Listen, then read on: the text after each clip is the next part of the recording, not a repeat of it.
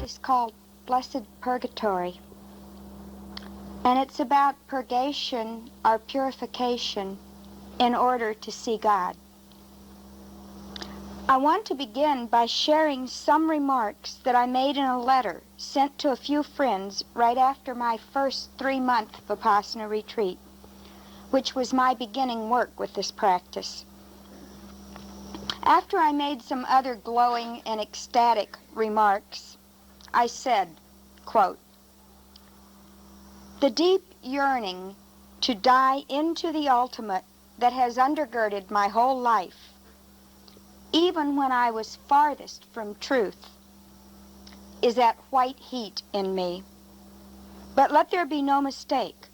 This was not about floating on clouds of nirvanic bliss. It was about knowing things as they really are, and that translates into a lot of pain. Physical pain, from the cramp in the thigh to the pain of deep meditation experiences, but also mental and emotional suffering, and all my old existential anguishes of aloneness, impotence, vulnerability, lackingness, etc. It was pain that pushed me regularly to the very limits of my ability and willingness to accept, and often over these limits until a reconciliation was effected. It was about learning to accept, not endure pain, even to embrace pain as healer and purifier, bearer of knowledge, and teacher of how to genuinely abandon self, to die in each moment.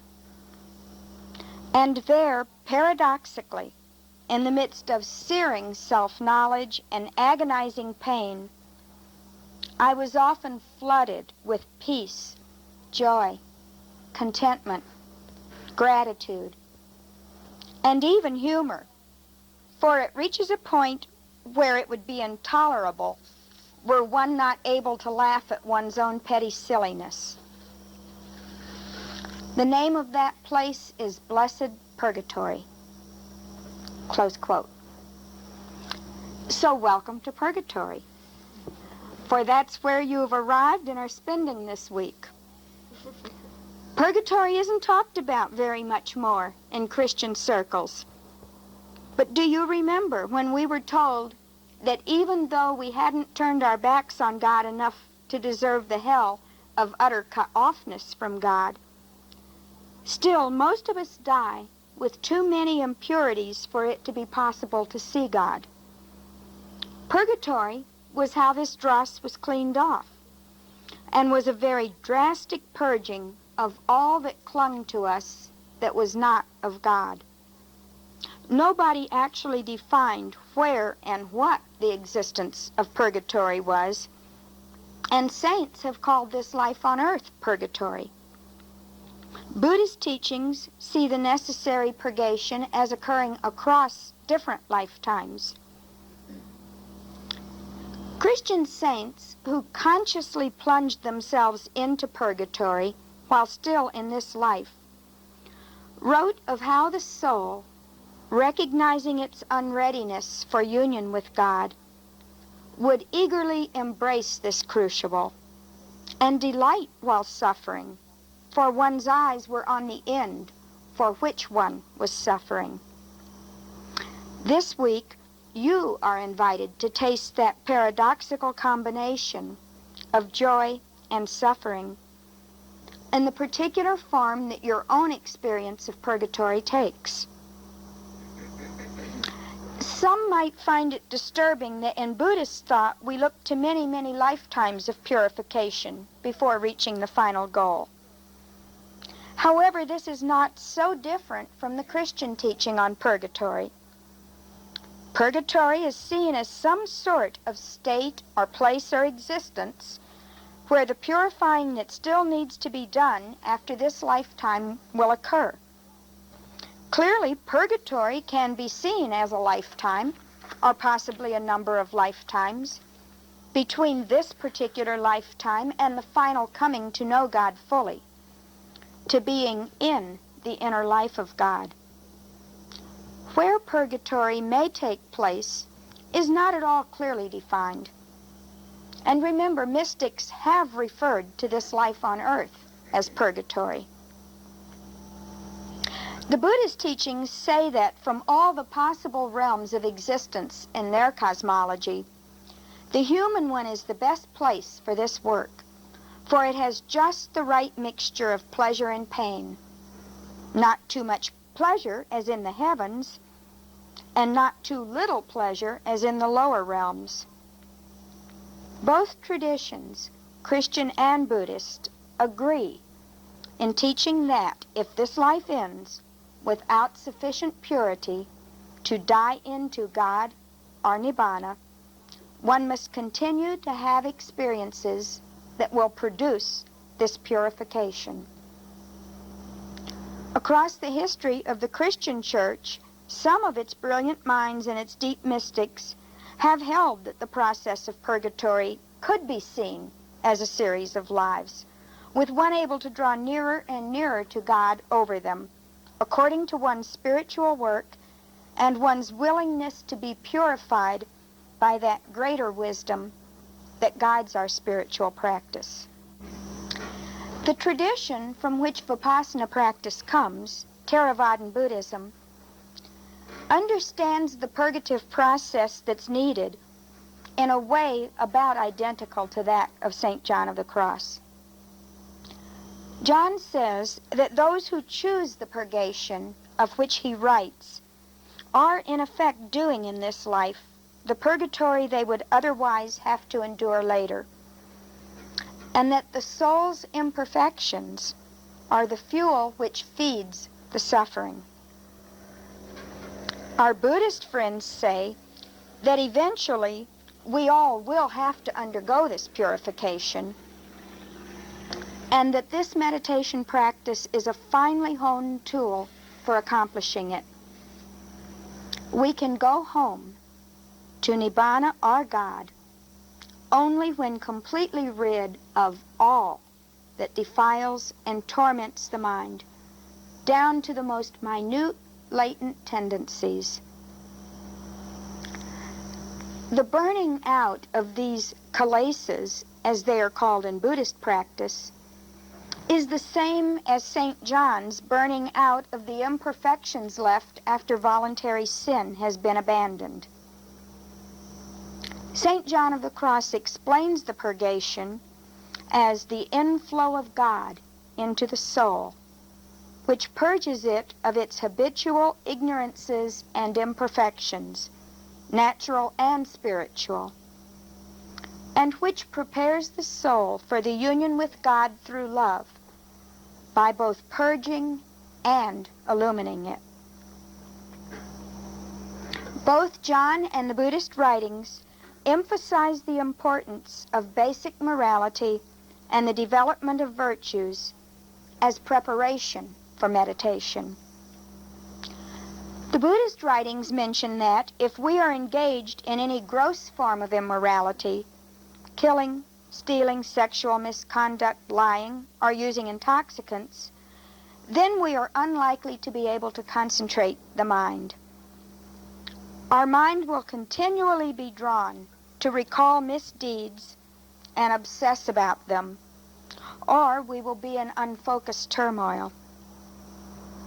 If we recall misdeeds that have never been acknowledged to another person, confession often helps allow the mind to settle down. Theravadan monks and nuns regularly practice confession because they know well the effects on the mind of even small, unacknowledged faults. Once we have made a clear resolution to abandon wrongful actions, even if we've not completely accomplished the actual abandonment, and confession can help solidify that resolution. Once we've done this, then the mind becomes able to become calm. I want to mention that no matter what your experience of Christian or other meditation has been up to now, if you are new to Vipassana practice, you will likely start at the beginning of the path of practice. My experience, confirmed by others, has been that when you start a new form of practice, you start at the beginning and go through the experiences that provide an important base for that practice. However, at some point, the practice starts to move very quickly to catch up to where you were with the other practice, so you haven't really lost anything. But do expect to go through all of the stages, no matter what your prior experience in other practices, and simply be patient as the practice works its way toward your already established level of meditative experience. Now that you are here, now that you've chosen this week of purgatory, what is going to happen to you? Given commitment to basic morality, what then will you experience? We cannot give you a precise personal answer to this, but there are roadmaps of this purgatory in both John of the Cross and Theravadan Buddhism. And there are many common features of this purgatory that you are likely to experience in one form or another, simply because people do experience these. Neither St. John nor the Buddhist texts speak much about the very beginning of meditation experience, other than to establish the fact that a commitment to basic morality is needed. But teacher lore has been collected regarding this practice. Two experiences are very common at the beginning, and you've probably experienced some of both of them already. First, unless you have already worked a lot with concentration in some other form of practice, you will find yourself absolutely amazed at how much the mind strays and how little control you have over it. Given basic morality, you will slowly be able to collect it, but don't expect any miracles in just 1 week.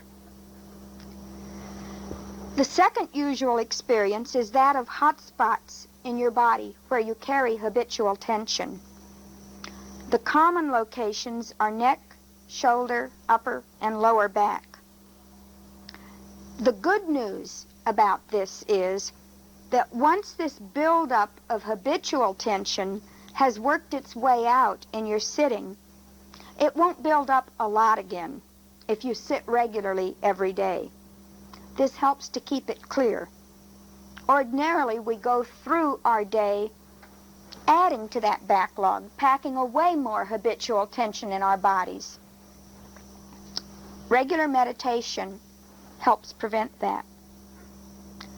The bad news about these hot spots is that once you start to become aware of them, there's no way around it. You must go through it. It will keep coming up in your meditation practice until it has worked its way out. And also, if you're sitting in a posture to which your body is unaccustomed, you'll have some discomfort while your body adjusts to that posture. There is, of course, a very good likelihood that these difficulties will not be completely cleared up in just this week, but they do not keep other things from happening in your practice. They can run simultaneously with other experiences.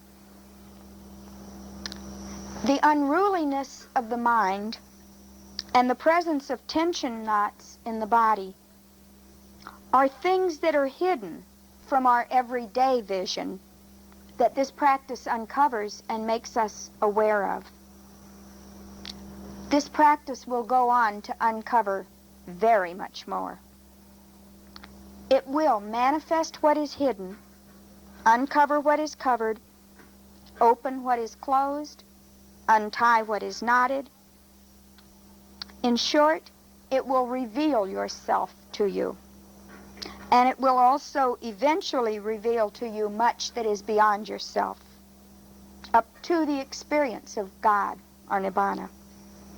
This practice works its way back and forth between the personal and the cosmic, once a certain amount of initial personal stuff is cleared out of the way. And as it works its way back and forth between the personal and the cosmic, it digs ever deeper and swings ever higher the more your practice ripens. We all have some unfinished business lying beneath the surface of our lives. Sometimes we are completely unaware of it. And sometimes we know of it intellectually, but we're not emotionally connected with it. For example, many of us have a lot of fear, or anger, or sadness, or boredom that we manage to keep down, but it still somehow colors our perception and behavior. And sometimes we get faint glimmerings that this may be the case. Some of us also are aware of traumas, such as physical or sexual abuse, or of losses and bereavements that we have suffered, but we're cut off from the emotional experience of them. Some of us have managed to push from awareness occasions in which we engaged in harmful or discordant behavior with which we have not yet dealt. Whatever of such things is lying barely submerged below your awareness is likely to surface this week. Do not be alarmed by this. The methods in the practice help you deal with the impact of the emergence of such experiences. It's also very important to realize that this practice cannot make you angry, sad, bored, etc. It only reveals what is already there, aspects of ourselves with which we have not yet fully dealt. You might be wondering what this has to do with purification in order to see God. St. John of the Cross tells us that the path to knowledge of God begins with knowledge of oneself. The psychology behind this is that all such experiences, if we do not allow ourselves to be fully aware of them and work through them as they occur to us across the course of our lives, leave their mark on us. And these marks that get submerged in our consciousness out of our awareness tend to affect our thought, speech, and behavior. They tend to make these discordant. They often fuel the things that we do that we wish we could stop doing, the thoughts that we have that we wish we could stop having. This is true of damage inflicted on us by others, as well as our own past poor choices. One way that we can look at the damage that others have done to us is as our own unique burden of original sin. In a very real way, we do carry each other's burdens. Each child, for example, bears his or her parents' mistakes in their being. Some may consider it terribly unfair that we are left with the problem of dealing with how others have warped us. But that's just how it is. We're all in this together, and mutual forgiveness is an important part of the path. For we also have warped others who have come across our path. Each of us has been somewhat bent by each of our experiences, and each of us must deal with the marks left on our character by them. Given these experiences, our need at this time is to deal fully with them as part of our unconditional fiat, or let it be done unto me, our acceptance of the givens of our particular life and our willingness to let ourselves be purified of their effects. When they surface in meditation practice, we fully accept and embrace them simply by being willing to see them and to be with them for so long as they keep on occurring. We work with them by simply doing the practice according to the method taught. Doing the practice according to the method taught actually heals and purifies this residue from our past that we have packed away in our beings. It actually accomplishes the healing and the purification. Many past experiences of trauma and unskillful behavior are associated with intense emotions. These emotions are also simply watched according to the method of practice taught as they surface. There are two often emotion-laden experiences in which the Buddhist teachings specifically urge confession. And by confession, they simply mean acknowledging to one other person that these experiences have occurred. The first, as I have already said, is past bad conduct that we have not yet admitted to anyone else. Often we will find ourselves obsessing about this until it is acknowledged or confessed. The acknowledgement helps stop the obsession and allows our mind to get back to further business. The second experience that calls for confession or acknowledgement to another person is trauma that we have suffered, about which we have not spoken to anyone.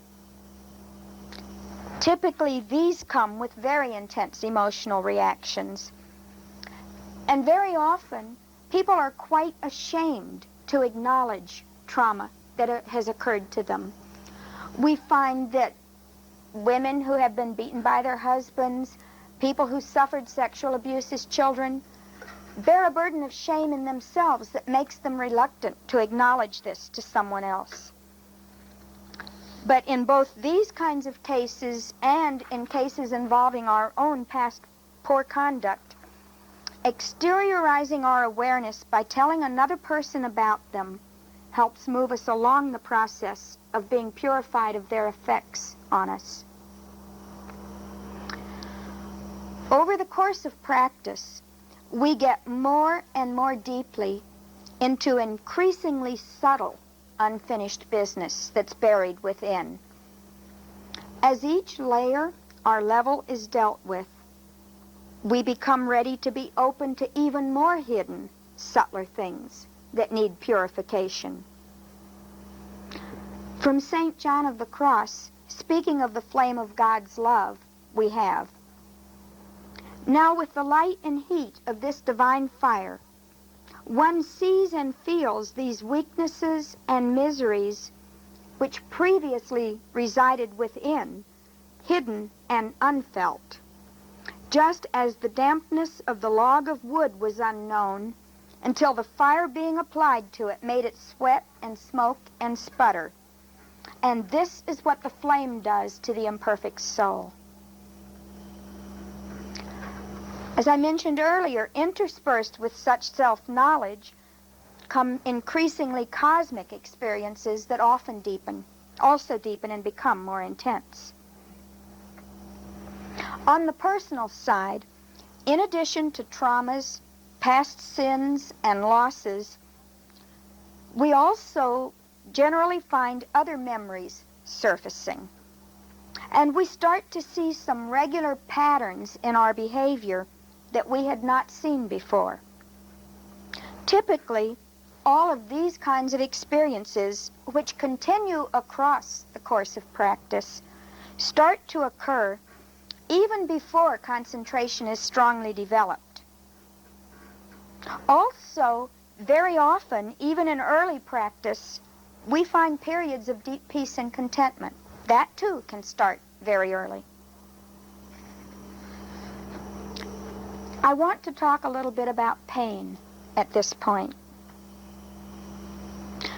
Almost all of this uncovering comes with some pain, as John of the Cross has told us.